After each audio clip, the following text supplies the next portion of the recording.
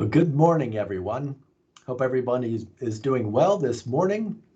It's a little bit challenging with a big wind out on the Gulf Coast. We hope that everybody is safe and taking care of yourself and your family. We know that you are, but we're very happy that you're able to join us this morning for this session of Gulf Coast Gardening on the Gulf Coast. I'm Stephen Brueggerhoff, your presenter for today. One of my colleagues, Skip Richter, horticulturist in Brazos County, will be helping to answer any questions that you may have during the presentation. If you have an opportunity to ask a question, we ask that you go ahead and use the chat function of your account with Teams to ask any question that you have. Skip will be able to monitor that.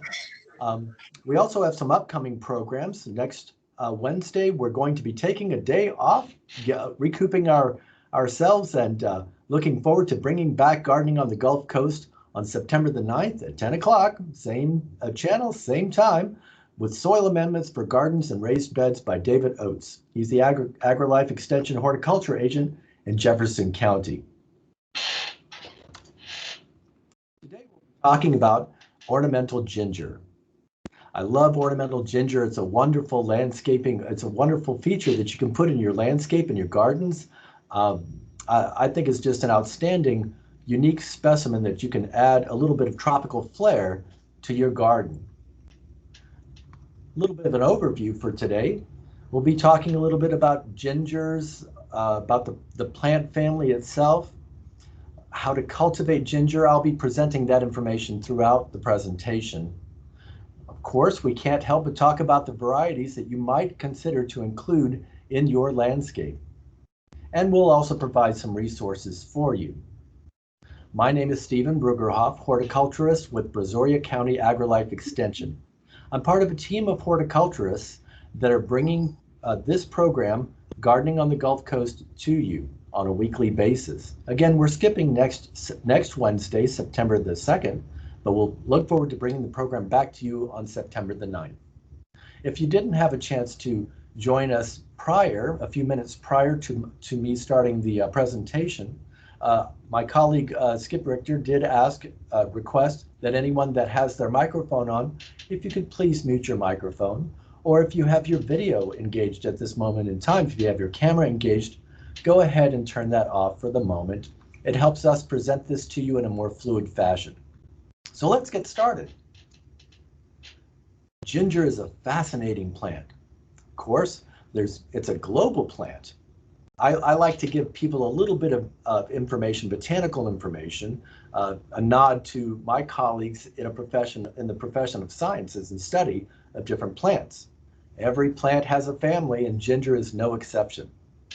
Ginger is in a plant family called the Zingiberaceae.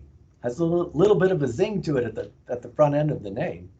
But I'd like to introduce that concept of plant families to you in plant identification, whether you're in a natural area or just going to your nursery, visiting your local nursery or retail outlet.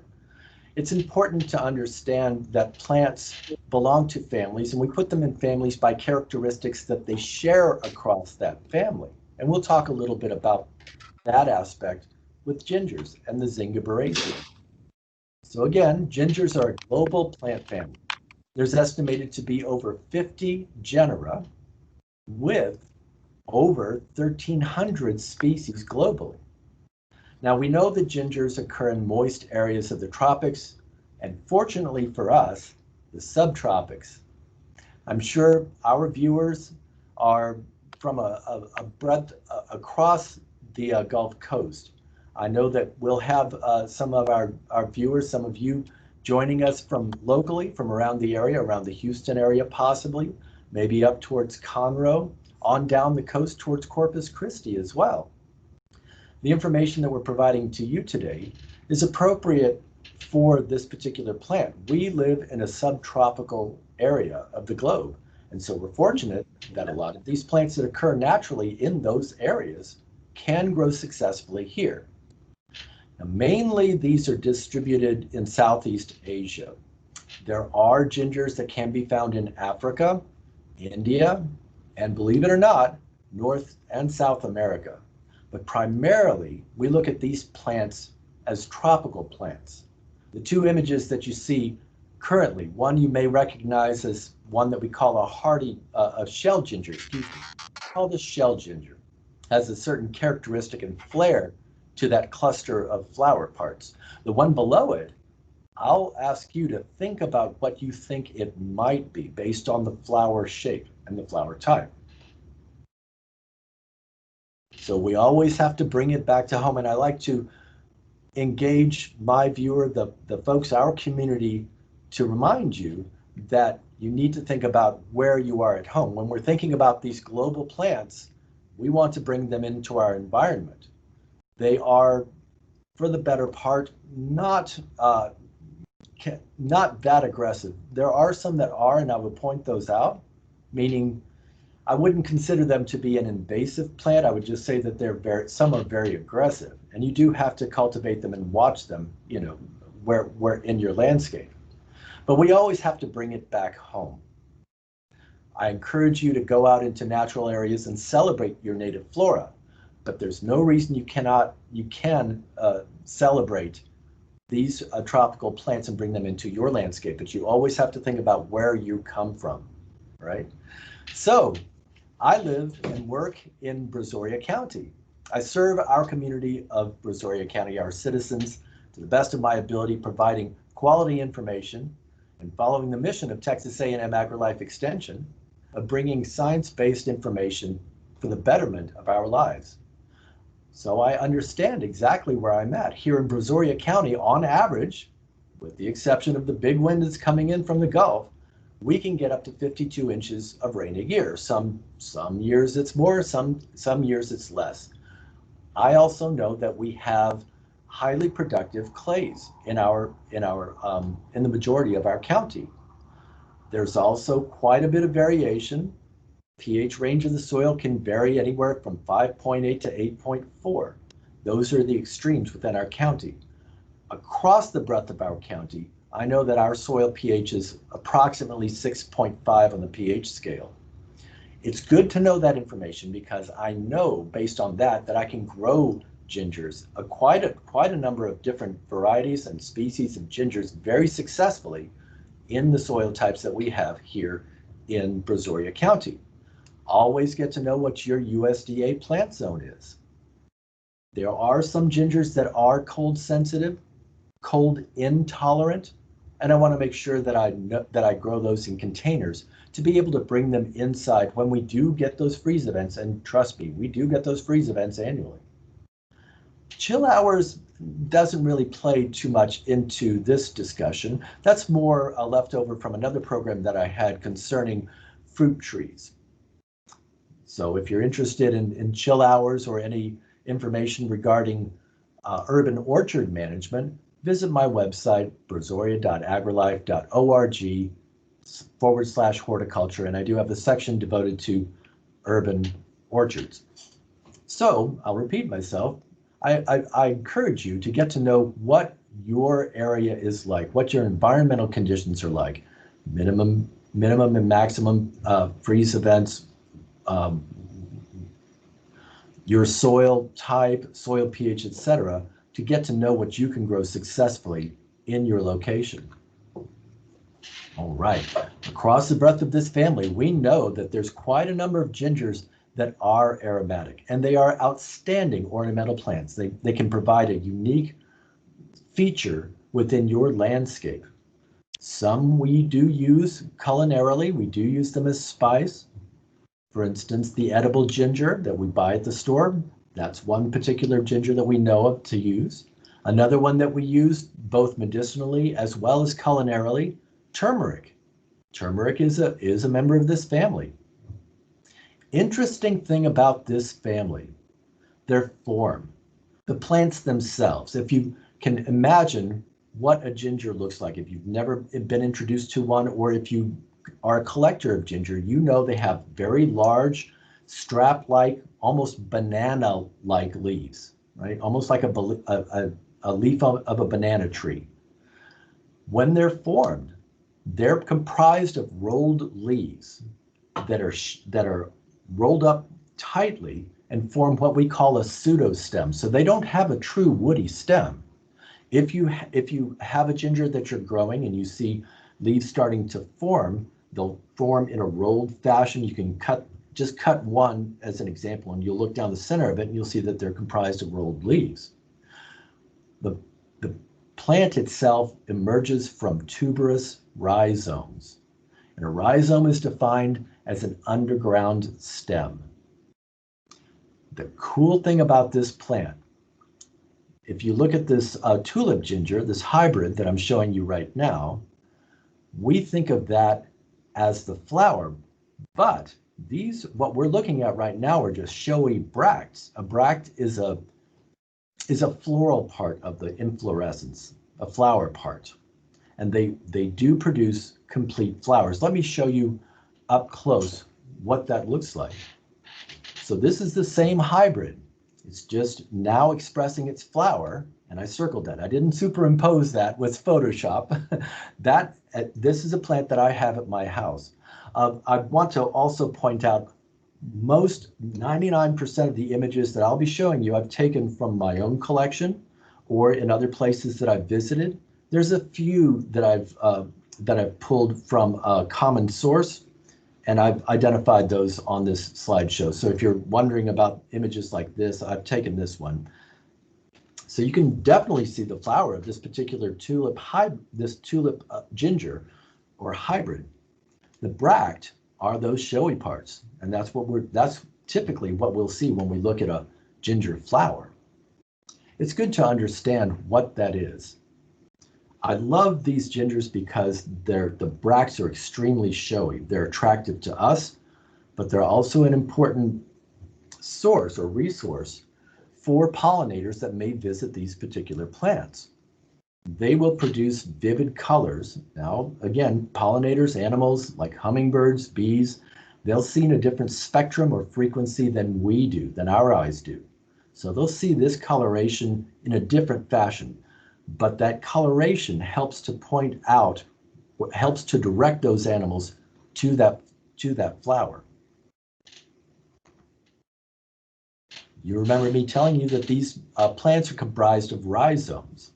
This picture up in the left-hand side, I pulled from a Wikimedia Commons. It's an old illustration, but I think it clearly demonstrates what those rhizomes look like. Now, when you think about the ginger that you buy from the store, that's the underground part. That's the underground stem of this plant family. This plant family, you can successfully propagate it either by division, meaning you find a portion of that rhizome that is segmented. You can break it off or cut it clean with the sanitized knife, with a clean knife. Let it dry or heal a little bit, and then bury it, put it in a container and let it and cover it shallowly with a little bit of media. You can also propagate these by seed. The picture below the illustration that I'm showing to you is a false cardamom. I'll explain the difference between cardamom and false cardamom, both members of the Zingiberaceae, the ginger family, in a little bit. Oftentimes, these plants, when they do produce a seed cap, when they do produce a fruiting structure, it'll be a seed capsule. They're often fleshy. On the outside, they look contiguous, not segmented on the outside. Seeds are on the inside of that.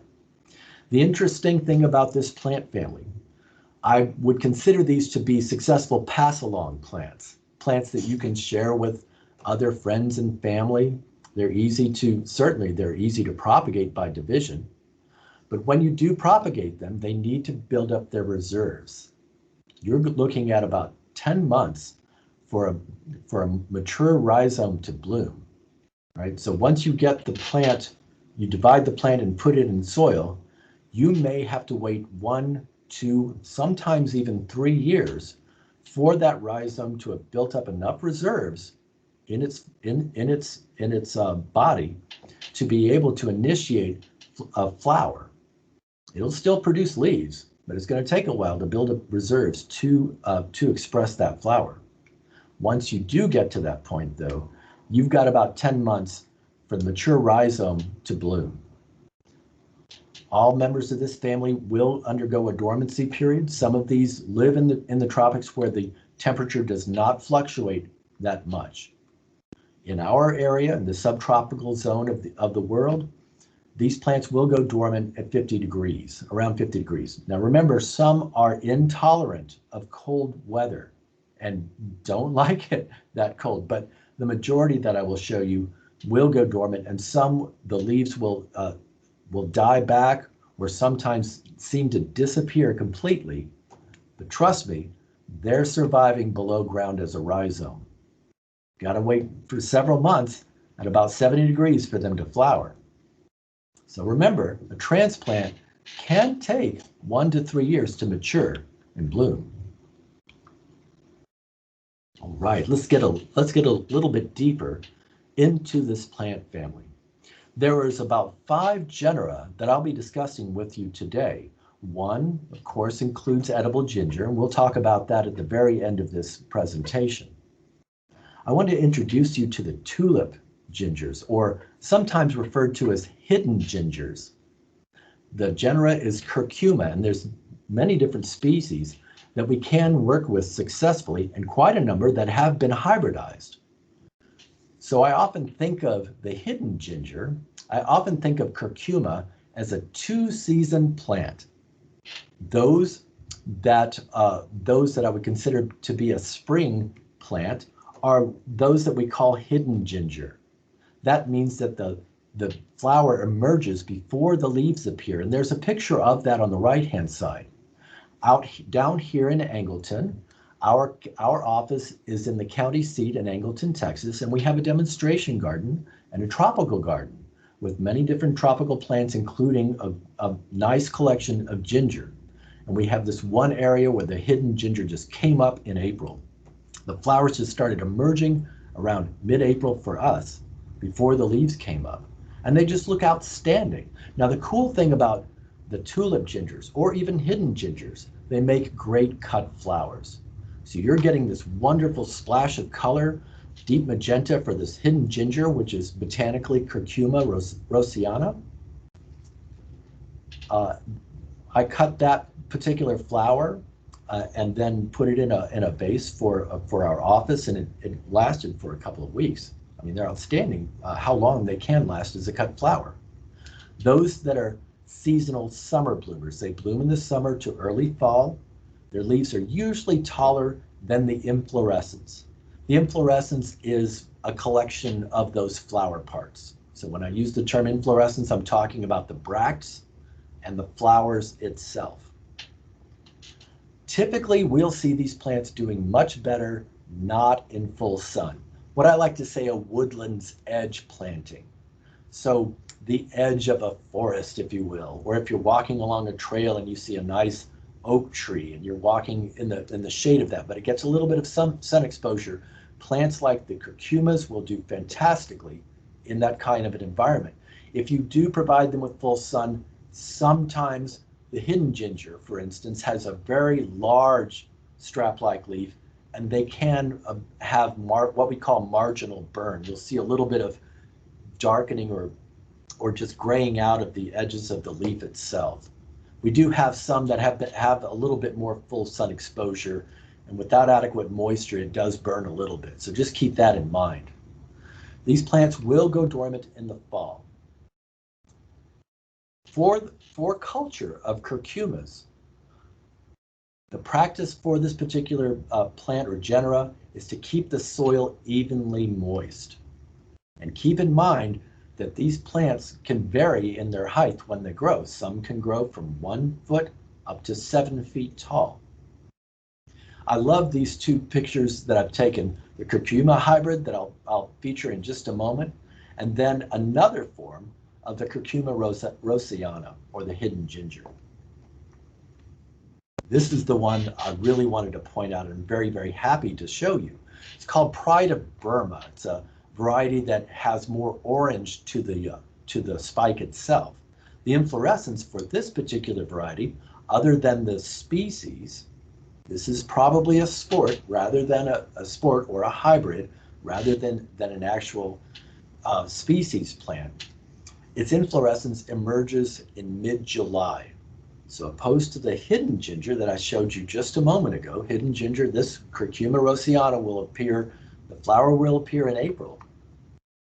Sister plant, Pride of Burma, the orange, will emerge around mid-July.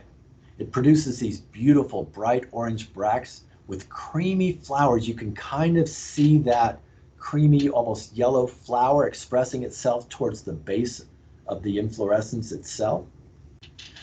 All members of this family require rich garden soil, but they prefer well-draining soil. So remember, curcumas like it a little bit moist. If you have an area that has a little bit of a seep to it, it may be appropriate for you to place these plants in it. And if you don't have that, you've got to make sure to get water to these plants on a regular basis. Tulip gingers, Pride of Bermuda, curcumas, they make excellent container plants. They will go dormant in November, and then the leaves will reappear in late spring. Typically, we're looking on average for this particular variety at 3 feet tall. Remember, the inflorescence usually is lower. As the plant expresses itself, the leaves will tend to emerge a little bit taller than the flower itself. This is an outstanding variety that I actually had come across at a workshop that I went to at Mercer Botanic Garden. For those of you who are in the Houston area, or if you're thinking about visiting the Houston area, at a time when we're not in under stressful conditions, when you're coming as a tourist to the Houston area, I do encourage you to visit the wonderful tropical collection at the Mercer Botanic Gardens. It's in North Houston, right along, I believe it's along I-59. It's an outstanding garden. They have great collections. And I came across this one, and they do have plants for purchase there. As a matter of fact, it's a fundraiser for their organization. This one is a pure white, almost pearlescent bracts that are expressed on this variety called Maijo's Jasmine. It is a species plant, Curcuma alismatifolia. Now, like the other ginger, the Siam ginger, this one emerges in July. The cool thing about this, I guess these species of ginger is they will continue to produce flowers for you over a much longer time. It's not just a one shot on these plants. They will produce an additional inflorescence through August and September. For these, they have pearlescent bracts with amethyst flowers on taller stems. Now, you do have to provide them with well-draining, rich garden soil, and you do have to provide them with a little bit of shade. You can put them out in full sun, and I tried that with my plant, my Siam ginger, the Maijo Jasmine. Unfortunately, it's burning a little bit on the leaves, so I had to pull it back underneath the porch. Like the other plant, they will go dormant in late October, but the leaves will reappear in late spring. And this particular species doesn't get as tall as the other that I showed to you. This one gets about 2 feet tall, so it's manageable. But this is the star that I wanted to show you, that I've been showing you images of previously. It's one that I'm really, really proud of. It's called Emerald Chaco Zebra. Now, this is a true hybrid. It's thought to be a cross between the species plant alismatifolia and another cross between Curcuma rhabdota and harmondii. This has been hybridized in a nursery in Thailand. I can't remember offhand the name of the nursery, but this particular plant was imported to the retail market here in the States. It might be difficult to find a plant like this particular ginger, but it's definitely well worth the effort to search for one. I purchased this particular one at Mercer Botanic Garden at their sale they had. So, like the others, the inflorescence emerges about mid-July. They'll have prolific blooms. The one thing I really love about this is the bracts almost have a chocolate color to them, and they do produce those beautiful lilac flowers. They will go dormant in late October, and like the alismatifolia that I just showed you a moment ago, the white one gets about 2 feet tall. Now, this one bloomed for me in July. I left a cutting of this at home, so I apologize to you, dear viewers. I actually have it as a cut flower. The inflorescence that I have on this plant in a container, they started blooming in late July and early August. One particular flower has lasted for a full month on the plant itself in this state. Now the bracts have remained intact, the flowers have declined on it, but it's still rocking, it still looks great. And then I cut it as a cut flower. I'm sure I'll get at least a couple more weeks out of it while I'm trying to beautify my own house. Let's move on from the tulip gingers to what we call the shell gingers.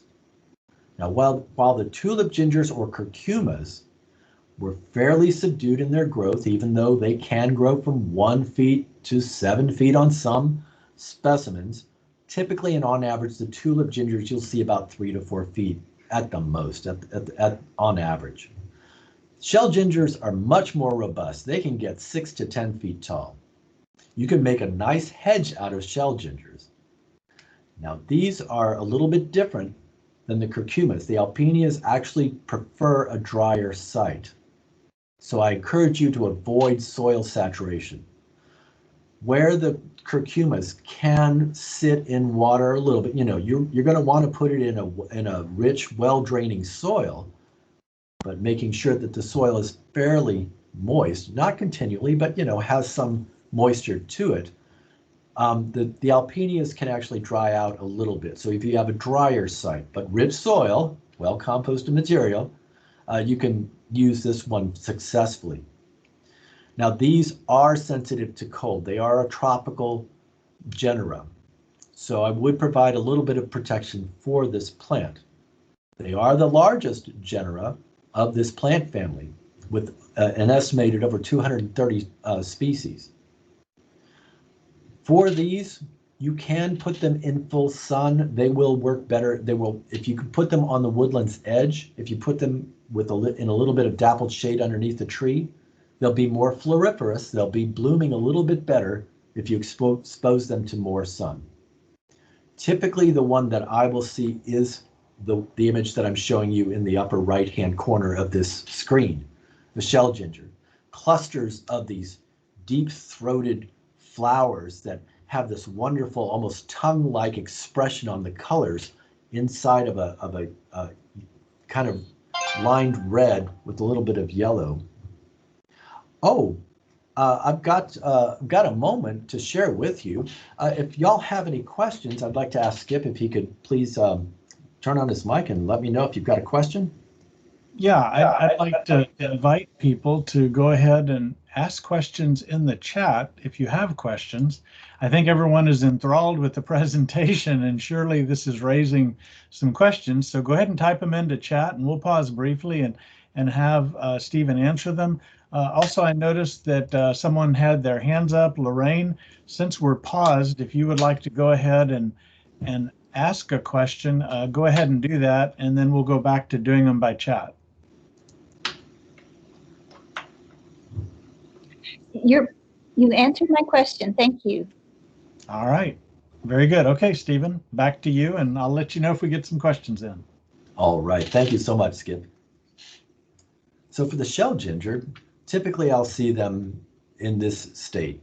I haven't seen, honestly, I haven't seen too many other varieties. I'm sure that there are. The one that I will see predominantly in landscapes here around the area, in other people's yards, in the botanical gardens, are the variegated form of the shell ginger, Alpinia zerumbet. The one thing I do like about this variegation in the leaves, if you're looking at a plant that's just green most of the year, but it's in deep shade, it tends to disappear. It tends to become part of that that sea of green that you can't distinguish from other plants. The one thing that I do love about this shell ginger is that there is a variegation that can bring your eye to a landscape, to an area of your landscape that you otherwise wouldn't even notice on your walks.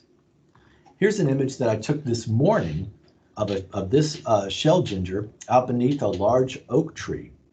I encourage you to go ahead and use these gingers in a mix in the landscape. In the forefront, you can barely see it, so I apologize. The Turk's cap is a native plant, a native subshrub of Texas. Turk's cap can exist in deep shade, or it will bloom better in more full sun. But the red color of that Turk's cap helps to draw the eye to this part of the landscape, as well as the variegation of this alpinia, of this beautiful shell ginger. On the left-hand side, you can barely see it, but we have some, I think they're called shrimp plant. Tiny little bracts, flowers that are stacked on top of one another. They kind of form an almost shrimp-like form. And then in back of that is another ginger that I'll feature in just a moment. So again, use foliage to your advantage. Even though these plants will produce beautiful inflorescence or beautiful blooms for you, I'd also encourage you to go ahead and use the outstanding features that some of these gingers have in their foliage. All right, folks, I've got a little bit of a test for you. These are two members of the Zingiberaceae. Which one of these is cardamom? It's difficult to know. For the untrained eye, this kind of brings up the statement that I made just a few moments ago, that some gingers, you know, they just have these long strap-like, almost banana-like leaves during the majority of the year, and it can be difficult to distinguish them until they're in flower, or unless there's a characteristic about them that you can tell. These two plants that I'm showing you are very, very similar. And sometimes you might find for sale a plant that's called cardamom, and it's not. So think about this for a minute. What would you use to be able to distinguish these two plants from one another? Okay, I'll let you know. Not only are there characteristics about the leaves themselves, but there's also a fragrance associated with one of these plants, and more importantly, the flower. So when we're looking at plants and trying to identify them, we use both vegetative and floristic differences in those plants. The cardamom, typically it's a taller plant, up to 9 foot tall, has matte colored foliage that's covered in fine hairs, so it's not glossy. And believe it or not, the cardamom pseudostems, the leaves themselves, they're not fragrant. They don't have a fragrant rhizome, and they do not produce an edible seed pod. You remember that one of the images that I showed you a few slides ago, I've repeated here in the bottom left-hand corner of your screen, false cardamom seed capsules. If you're growing a plant and it's sold to you and it doesn't have some of the characteristics we associate with cardamom, especially when it's in flower, look at that flower up on the upper right-hand side, and then you grow out these seed pods and you're thinking, I'm going to take the seeds and I'm going to crush them up and it'll be a great spice for my in a recipe that I'm using. But then it doesn't. It's not that it tastes nasty, it just doesn't taste the way you want it to. Then false cardamom, not as tall, about 3 foot tall at the most, has slightly glossy foliage, and it is fragrant. It smells more like a ginger. So between the two, it's difficult to distinguish them when you're just looking at them face to face. Sometimes you have to wait for them to flower to express their flowers, and there is a little bit of a difference in the floristic structures if you look at them closely.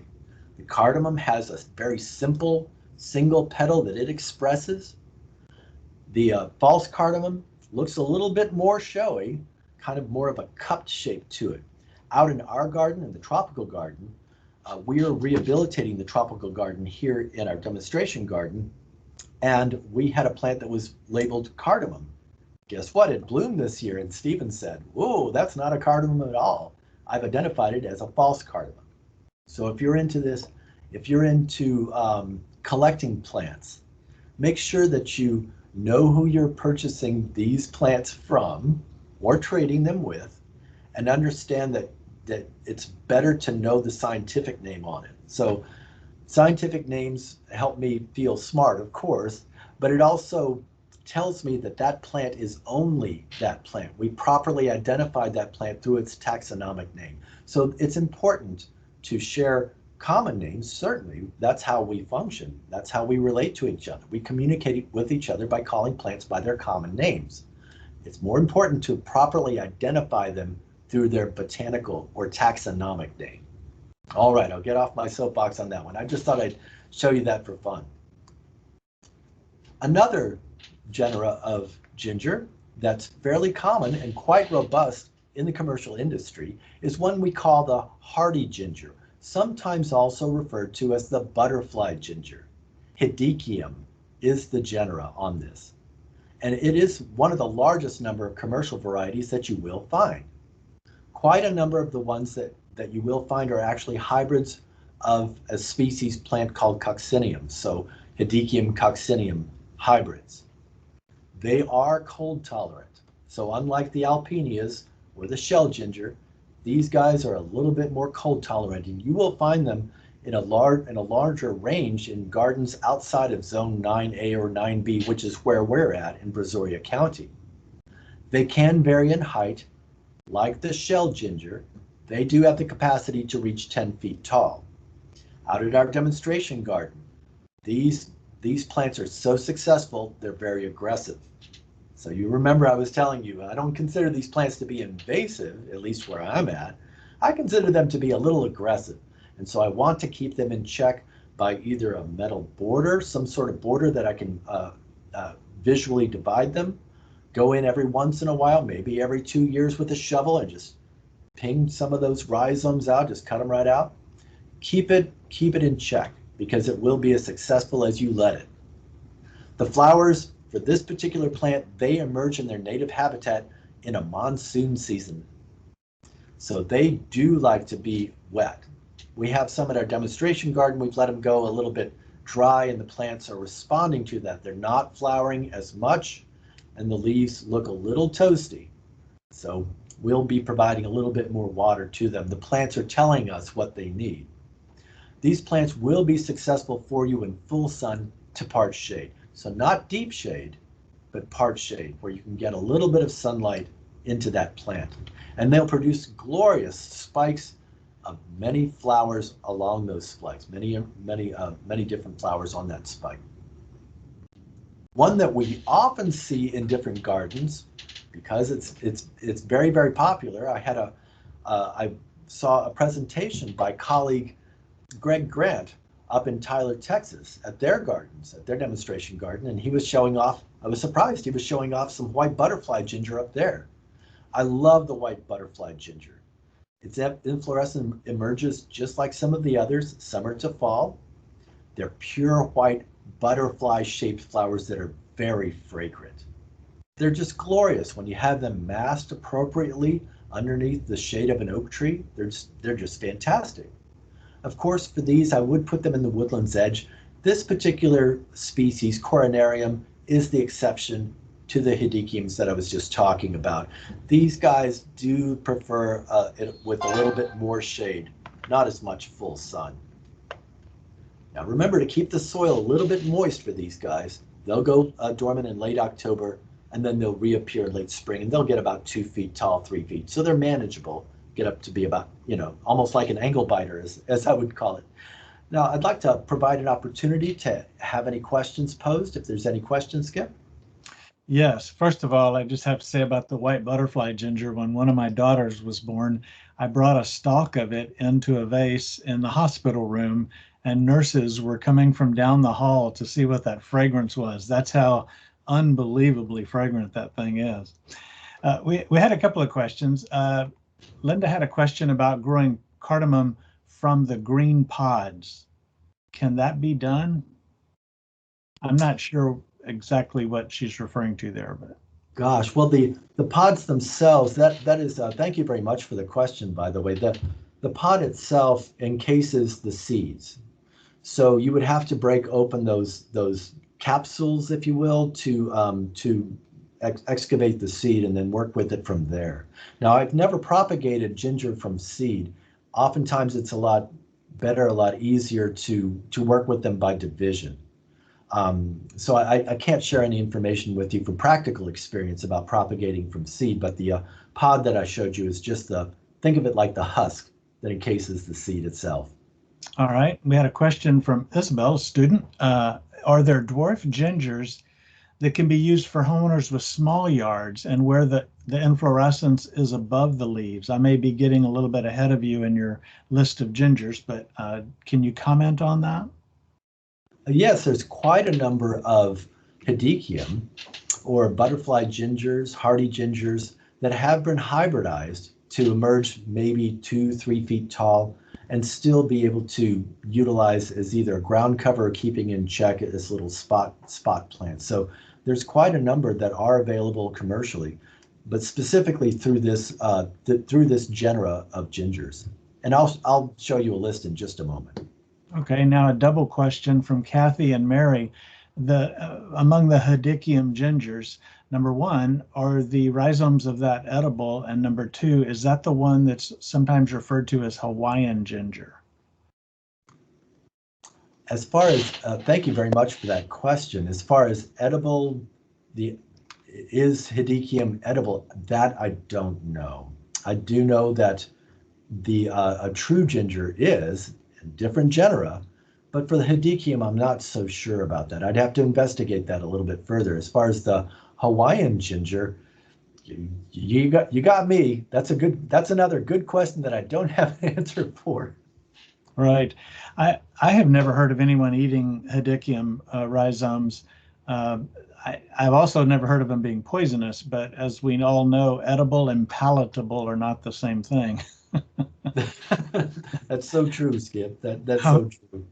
Hey, Stephen, that's the end of the questions for now. Well, someone's just asking, would it be dangerous to try?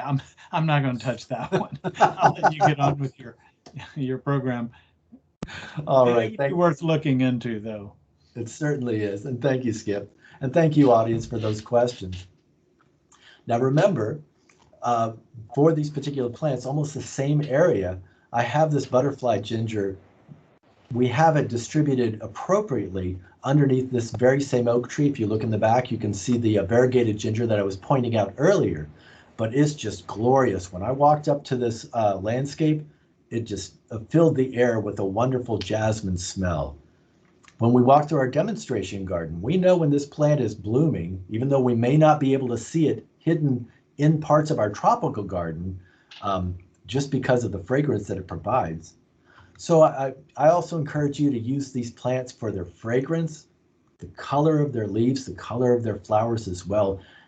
You can also combine them, be inventive and combine them with different colors of plants that you know. There is a salvia, I think it's we call it tropical sage, that's right in front of this butterfly ginger.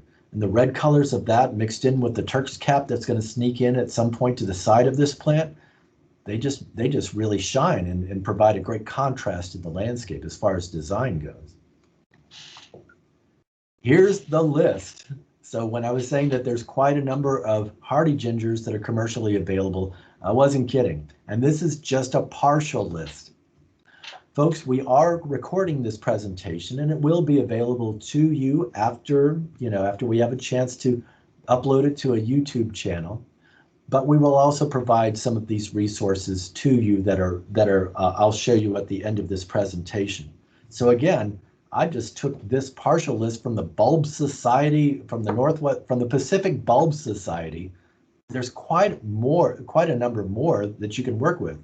And for the one viewer who had asked a question about more compact yard to work in, or plants that don't express themselves as a large hedge, there are varieties like Carnival that doesn't get to be about 4 feet tall, but it has beautiful pastel orange yellow flowers, and these wonderful remember the pseudo stems, right? We think of them as stems, but they're not true stems. These are just rolled up leaves, are a nice dark red on this particular variety that's been developed. Another one, a species called Hearticium densiflorum, common name Assam orange. It's one of the hardiest gingers. It has an orange flower. The top's about 3 foot tall, and another variety that was developed off of that, a sport off of Assam orange. gray-green foliage, similar flowers though. So those can work in a more limited capacity in the limited landscape that you might have. There's another one a little bit below called filigree, about 30 inches tall, and produces many fragrant yellow and gold flowers. So explore a little bit more on your own and through the resources that we'll be providing to you. There's a wealth of information and a wealth of hybrids that are appropriate for our area that can be kept in check, that are not so aggressive that they'll outcompete the local ecology or an environment that you're trying to cultivate in your own landscape. The very bottom, I want to point out really quickly, there's mention of a Dr. Moy. He was a botanist that was working and researching at the San Antonio Botanical Garden. He's retired now, but he was researching tropical plants there, and there were several varieties that were named after him. So shout out to our partners at San Antonio Botanical Garden and those researchers that are associated with it. This particular genera, I don't know if I'd recommend this for everyone, but I wanted to make you aware of it. It's this wonderful genera called globa. Yes, it's pronounced globa. Think of the globe, you know, but a ba on the end. This particular species is called Winnetii. There's over 98 accepted species of globa. These plants are a little, I wouldn't call them rare, but you will not find them commonly sold at the local box store or nursery. They're a little bit more unique. The one thing I do love about this globa, they commonly called it dancing ladies. When it produces its inflorescence, its flower, it produces these wonderful string of stacked bracts, and then the flower emerges along a little flower stalk, and they appear to just hang in the air. When the wind blows through this, and this is from my front porch, when the wind blows through this, the little erect flowers seem to look like they're dancing in midair. They're just glorious. One thing to keep in mind about this species, though, it is not cold tolerant. I have not killed my plant yet because I'm like, I keep a lookout on it. It's my wonderful, unique child. You do have to provide it with partial shade. It does not like full sun. The foliage will appear you've got to wait it out. I thought I'd killed the plant. It didn't emerge like the others. The foliage was not coming above ground. And I thought, oh my God, I've killed it. So I dug it out. No, it was just dormant, waiting for July for the weather to get warm enough for those leaves to emerge. And once the leaves emerge, it's now starting to put out that inflorescence that I expect and I look forward to. It's just a fantastic plant. This genera is native to Burma and Thailand. These plants do like it in a more rich, moist environment. So you will have to keep the soil a little bit more moist than, say, like the shell gingers, maybe like the others that you have in your landscape. You know, make sure that it's not sitting in water, but that the soil doesn't dry out. That's the best way for me to describe it. Once the flower goes, it goes away for another 6 to 7 months, so you got to wait it out. But it may be worth the wait. Remember to keep this specimen in a container. Don't put it in the ground. You will never find it again. Another plant that I'd like to introduce you to are ones that we call the spiral gingers. The genera on this is costus. Unlike the other plants in the Zingiberacea, this one has its own plant family. It's unique. It is associated with gingers, but it's in the Costaceae family. And the cool thing about this plant family is it produces the genera on this produce leaves that spiral around a stem. It actually does produce what we think of as a true stem. The other plants, you cannot vegetatively propagate them by their leaves because they're pseudostems. But this plant family produces true stems, and they can be propagated vegetatively by those stems. They can reach anywhere from 5 feet to 10 feet tall. Out of the tropical garden this morning, when I was out there, there are some that are almost as tall as I am. I'm 6'4", and it was great to be able to look at a flower face to face rather than having to bend down. You know, for those of you who are tall, you know what I'm talking about. Plants like the gingers that I've shown you, as well as these spiral gingers, they will produce an inflorescence that is appropriate for pollinators that we're trying to attract to a shaded environment. These guys like it a little bit more. They're kind of special. They'll do better if you do provide them with at least 3 to 5 hours of direct sunlight, and then, you know, maybe morning sun, but make sure that they're shaded from the heat, from the afternoon heat, or direct sun in the afternoon. Like the other gingers, you're going to want to provide them with organic or well composted material, moist but well drained. Kind of those two terms go against each other, don't they? And this particular genera is cold tolerant. This is just one variety that I had the pleasure of taking a picture of, called Tico Sunrise. Costus spiccatus, its own species. Here's another one that I took a picture of while I was at Mercer Botanic Garden, but I didn't get it. I didn't buy it. Shame on me. Wonderful, bold, torch-shaped inflorescence that varies in color from deep orange to red as those bracts express themselves, as they stack up and start to spread out. They will produce shoots in early May, and the red bracts will start about May, and they'll be colorful. The inflorescence will remain on that up into the fall. Yellow flowers tend to open a little bit later, after the cone-like shape comes up, and then the bracts start to peel off and express themselves. The flowers will then express themselves about a month later. This one's called Red Tower Ginger. These are some of the spiral gingers out in our community, out in our demonstration garden from this morning, in a different section of the garden, in the tropical garden. We've combined these. We're waiting for the red bracts to express themselves on some of these. That is standing at about 5 foot at that, you know, what we're looking at. So imagine it about 5 feet tall, and they have the capacity to get taller. But I love the contrast of that red color on those spikes, of those bracts, to the plumbago that is planted up against, the blue plumbago. Folks, I'm going to leave you. Now we're at the tail end of our presentation. Again, thank you very much for joining us this morning for this look in Tropical Flair of ginger.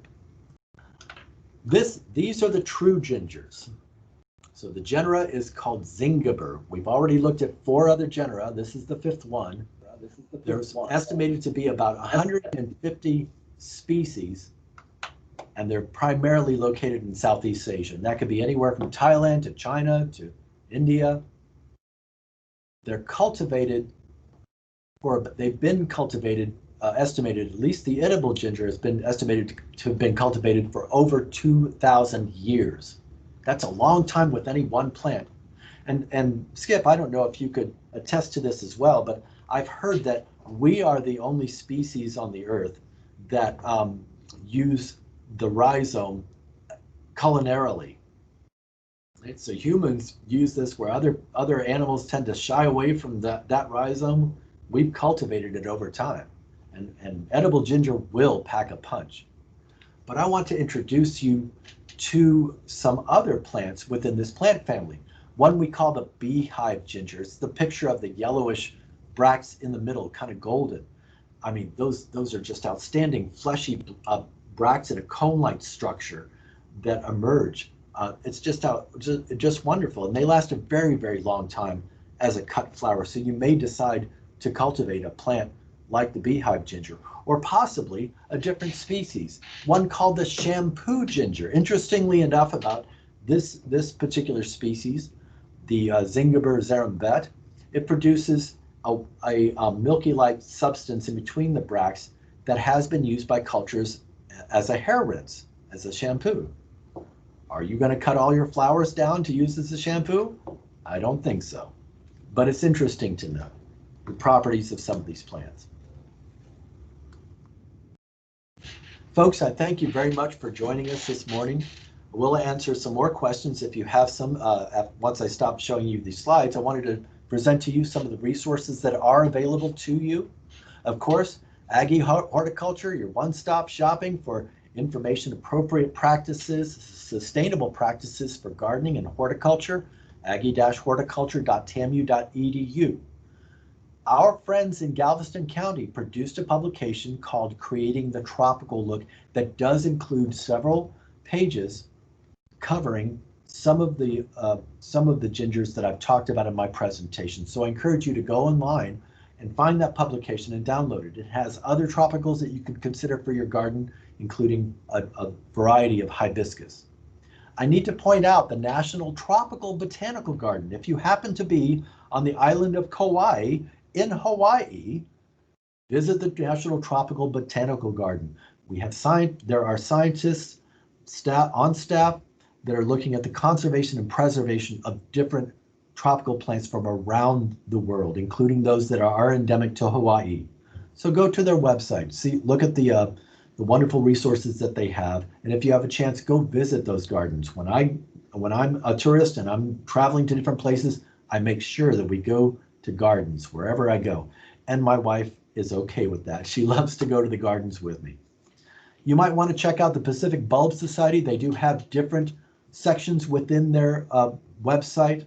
I pulled my list of hedychiums from that particular resource, so you might want to check them out. Of course, the University of Florida, our friends at Extension in Florida, they do have a one page on spiral gingers. You might want to check that out. And the University of Hawaii Extension, ornamental ginger, red and pink. It's a look at some of the hedychiums that they have in their wonderful state. There is one publication, one book I want to point to you, Hearty Gingers, including Hedychium Roscoea, the Hidden Gingers, and Zingiber from the Royal Horticultural Society Plant Collector Guide by T.M.E. Branney. Folks, I want to thank you. Without you, we wouldn't be here. We're here to help serve you and your community. If you have a question about where to get some of the gingers, check in with your local county extension office. Of course, if there's a horticulturist there, they will be able to help you out immediately with your needs. We look forward to serving you in all of the programs that we're providing to you. Skip, are there any additional questions at the end of this presentation? I want to invite people to go ahead and either raise their hand at this point or type a question into chat. I will also mention, Stephen talked about sources. If you look at chat, I listed 4 different sources that really have a wide variety of gingers, not that we're recommending any source, but just helping you find some options to start looking around. There are also great bulb sales around the area. If you're in the Houston area, the Bulb Mart is awesome. Mercer Arboretum has a huge sale of gingers and other plants. And your local master gardener groups often have plant sales.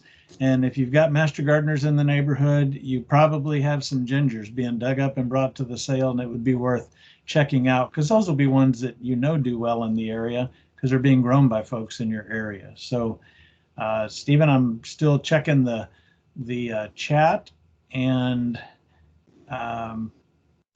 just let's see. Do we have the slide of upcoming programs handy?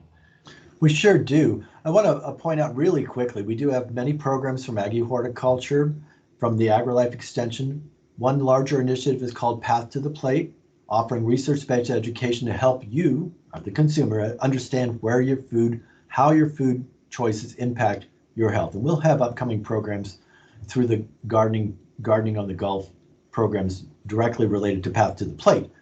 Speaking of, save the date and register.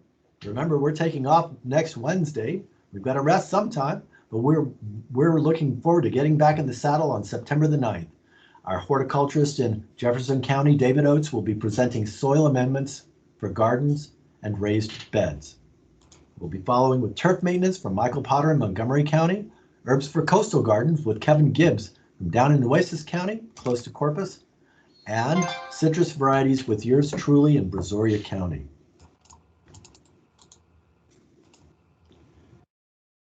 Okay, Isabel asked about accessing previous presentations, and I want to tell everybody who's listening that Stephen will be sending an email to you out in the coming days that shows you the link where you can find this presentation if you'd like to watch it again or refer your friends. It'll be on a YouTube page.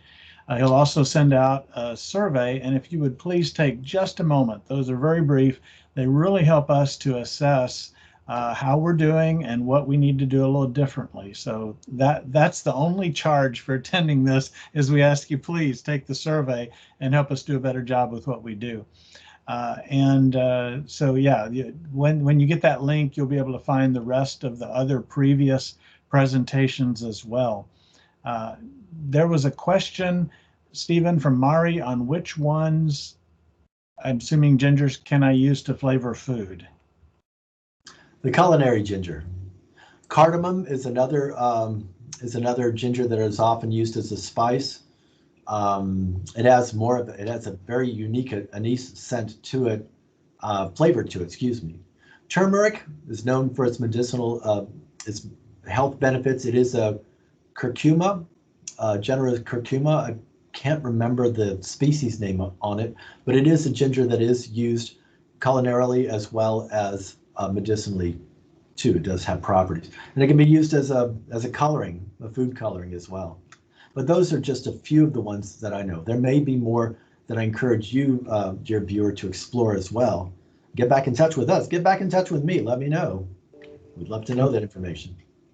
Okay, and let's see. Fran asked, will the chat be available in the replay? And to my knowledge, it will not. It's just a recording of the slides. So if you wanted any of those links that we put up, all the links Stephen provided, I've, through the course of this, posted them into the chat, as well as the 4 sources to get you at least out looking at what's available. And so I would go back right now in the chat and click on those and let them open in tabs on your browser so you can bookmark those and have them for the future. Stephen, it's gotten quiet out there. Well, there's another question. I think everyone has started their cars and is blazing their way to the local nursery to get some ginger right now. Let's see. Burr asks, should I give up on the ginger planted from leftover piece of bulb purchased at a store? So I'm assuming from the question that the vegetation is not emerged. Well, it could go either way. Either the vegetation hasn't emerged or it hasn't flowered for that person. So I'm not sure how to answer that. If the plant itself has not provided you with foliage, if it's gone dormant and it still hasn't come back, you may want to dig that plant out, check out the rhizomes to see if it's rotting. It's very possible it can be. Even the ones that can take a little bit more water sitting in saturated in soils. They don't like to sit in saturated soils. They need well draining soil. So I would encourage you to go ahead and explore and just dig that plant out and check out the health of the rhizome itself. If you have a little bit of material on the rhizome, say a part of it is rotting, but the other part is still very viable and healthy, just cut off that bad part and let the other part of that rhizome that is healthy dry out slightly, replant it in a container and watch it, moderate your watering. If it hasn't flowered for you, it's possible that it may take another year of patience to see if it will flower for you.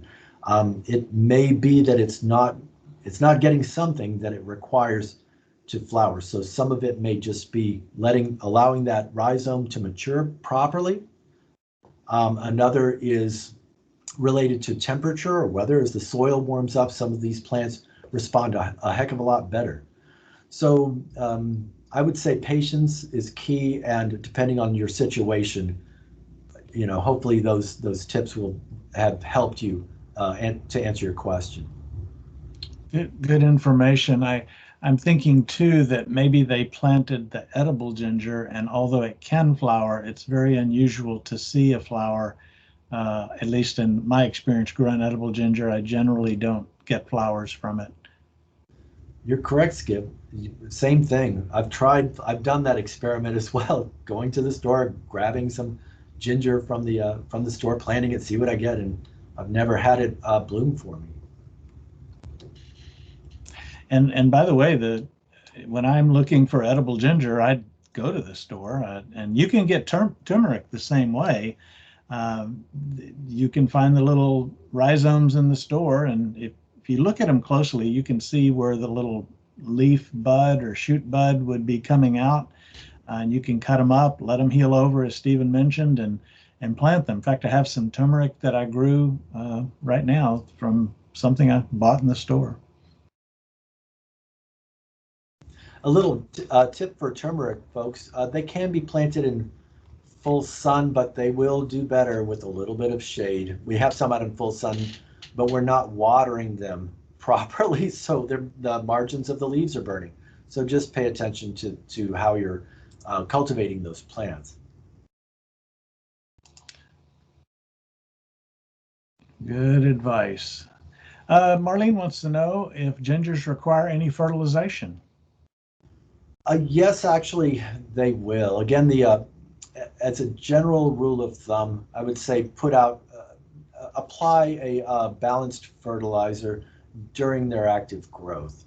So maybe around April, as the leaves begin to emerge, you may apply just a little bit of what ratio of, how much to actually apply to those plants or the landscaping bed. Skip might be able to provide a little bit of information on that, but I would offer to apply a balanced fertilizer, 10, 10, 10. I've seen some recommendations for 13, 13, 13, just something in a granular form if it's out in the landscape.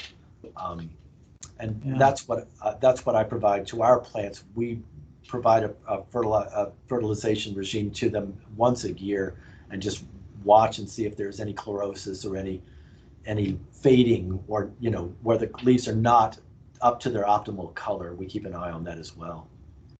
Good advice. There's a saying that the cobbler's kids go barefoot. And so at my house, sometimes the plants are ignored while I talk to other people about their plants. But I've never fertilized my ginger. And I think just having it in a rich organic bed with lots of compost and mulch rotting and everything, it does okay. And I certainly could see why there would be a reason to fertilize it. I just have neglected mine. And I guess that's a testimony to the fact that you don't have to fertilize it to keep it alive. There you go. And you're doing something right, Skip. Even a blind hog finds an acorn every now and then. All right. Well, Stephen, I think we've worn out the questions. So thank you again so much for sharing your knowledge. We look forward to you coming back soon on this Wednesday Gardening on the Gulf Coast program to talk to us. And just one last reminder, next week we're off. And on the 9th, we'll be doing Soil Amendments for Gardens and Raised Beds by David Oates in Jefferson County. Thank you all for listening. Tell your friends about this, by the way. When you get the links, you can share it with them. And we'd like to see this spread far and wide. If you've got a Facebook page, put a post on there about it. Just get the word out, because I think more people ought to have the opportunity to attend. Thank you. I do. All right, folks. Y'all take care. Be safe out there.